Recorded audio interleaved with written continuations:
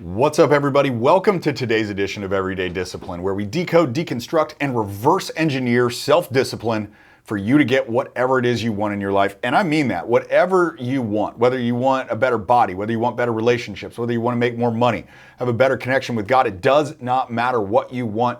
What it ultimately comes down to is the discipline necessary for you to go get that. That's exactly what we're talking about here on this show. I forget if I said it, so I'll say it again. My name is Brent Kokel. I'm your host, and I do love it when you guys are here on the show with me because of what it says about you. You want something for yourself. Here on this show, there might be times where I'm entertaining you. There might be times when I say something that makes you laugh, but most of the time, I really want to say something that makes you think. Not think about what I tell you to do, but think about yourself in the context of the stories that I tell and the lessons that I learn and how you can apply those things into your own life to better your situation, whatever that means for you. Because like I said, discipline is really about everything. And it's one of the things that I feel like I've mastered in my life. Actually, that's not the right term. It's not feeling like I mastered it. I have mastered it. And I know this because I do what I say I'm going to do, and most often that's the hard thing, which is the thing that we all avoid. And it's been a long process of figuring out like what the code is on that, like how to actually do the things you say you're going to do, especially when you don't feel like doing them. And one of the reasons that I do this show is because unlocking that for myself has been a super powerful thing in my life. Like if I look at my life, call it 10 years ago, it is night and day difference of what it looks like today in terms of the body that I have, even though I'm 10 years older. I'm 43 now and I was 33 then. The terms of like how my connection is with my wife and my children. When I look at my business and the money that it brings into my house and the way that I operate, it's all night and day difference, right? I've accepted that God exists. I couldn't have done that even 2 years ago. But it's crazy that even requires discipline.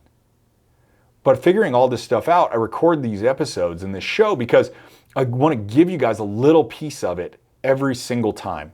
That when you put it all together, I promise you, if you execute on it, you will improve your life in whatever way that you want. Body, being, balance, business, doesn't make a difference. If you just did more of the things you already know you need to do, where would you be? Where would you be if over the last, call it 3 to 5 years, you'd just done what you knew you needed to do? How different would your life be?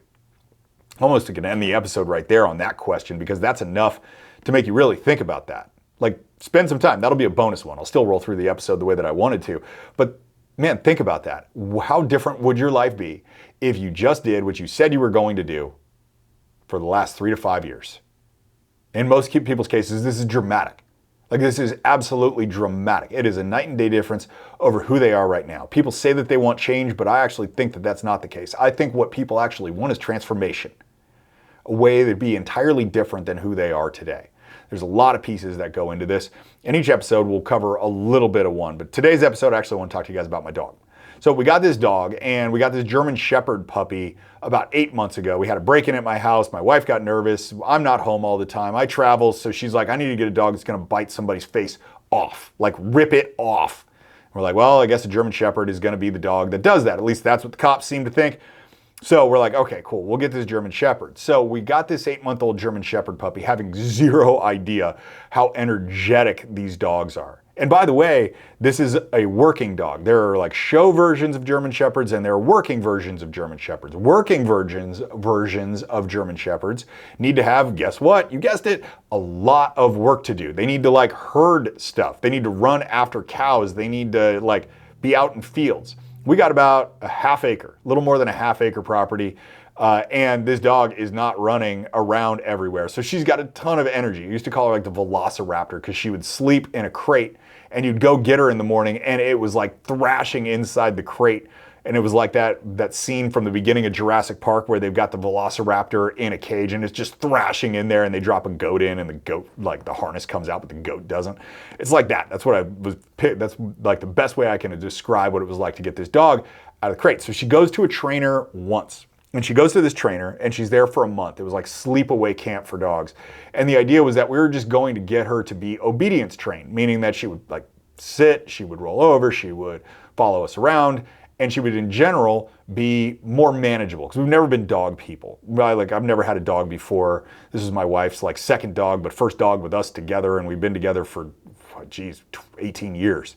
So we get this dog, and it comes back from the trainer the first time, and we've got it for maybe like 2 months after it comes back from the first trainer, and it's still not really where we want it to be. It's still got tons of energy, it's still bouncing off the walls, and it's still causing us a really significant problem. Like, it's a significant problem for us to have this dog around and like just have to deal with it. So we send her back to a different trainer, and this is like the German Shepherd whisperer of the county that we live in California. Everybody, if you got a German Shepherd, you send it to this dude named Weston.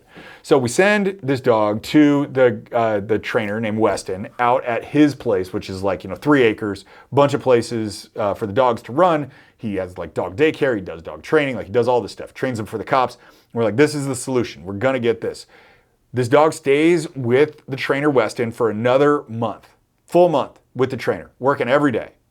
Comes to our house and he says, listen, the way that you guys are going to help train this dog to do the things you want her to do, but not the things that you don't want her to do, is we have to put this electric collar on her. It's like called an electric trainer, which like you put a collar around her and then there's a remote control and you touch a button on the remote control and it gives her like a little electric like jolt, which when he told me about this, I was like, man, I don't know if that feels right. Like if we should do that or not. But apparently in the dog world, this is something that happens. And you use this and it's never like a huge shock. It's just like a little like, and you know that you're there. The idea is that it just creates a little bit of discomfort, not pain, at least the way that he describes it to me. And we've got the dog, and one of the things that the dog is supposed to do is it's supposed to heel. When we go for a walk, it's supposed to like stay right on your left side. You tap your left thigh and you say heel, and the dog's supposed to be right there and not like pull you along with the leash. So we go for a walk yesterday, and I've got the dog, I've got the yellow remote control, she's got the little shock collar thing on, and she won't like heel, she won't stay right next to me. And I'm going like, heel, come back. And I pull the leash and there, she won't come back. And so I nick her a couple times with this little shock thing.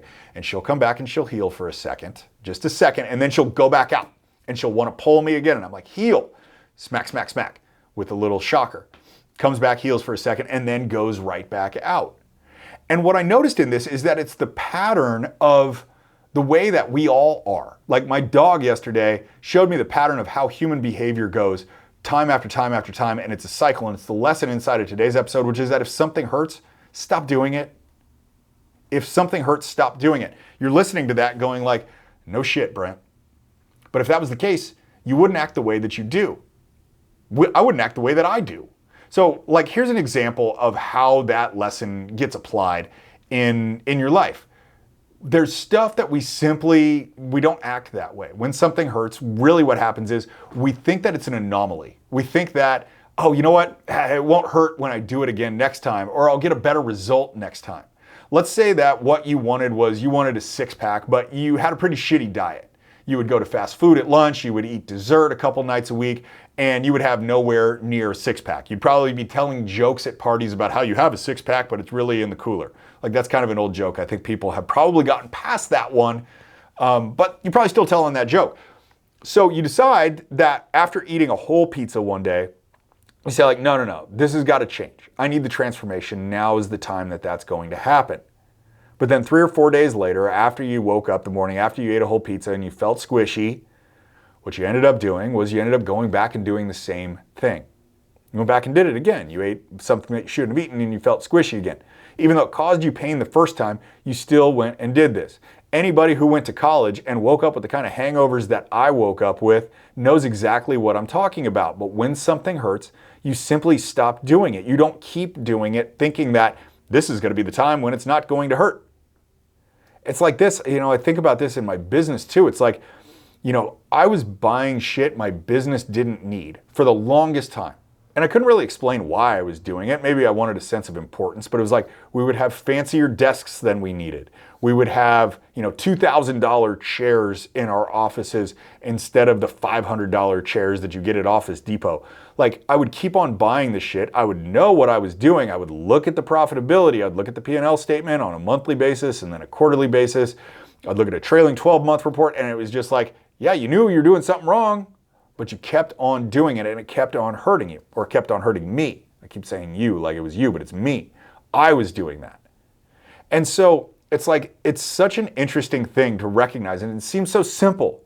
If it hurts, stop doing it.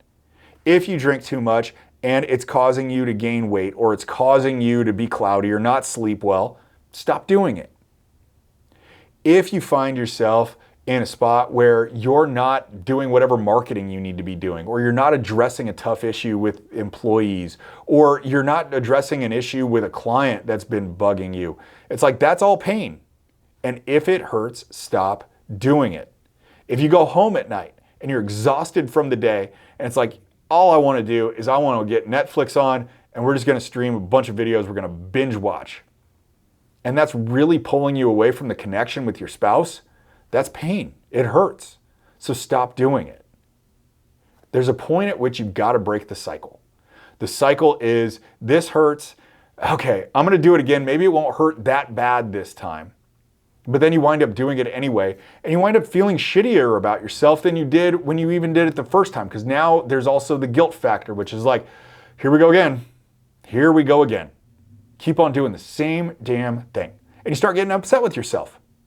And then it turns you into a further spiral to where you're really not feeling good about anything that you do, and you wind up actually taking a couple steps back. So while this is a simple lesson, and it seems like it should just be like inherent in you, I promise you it's not.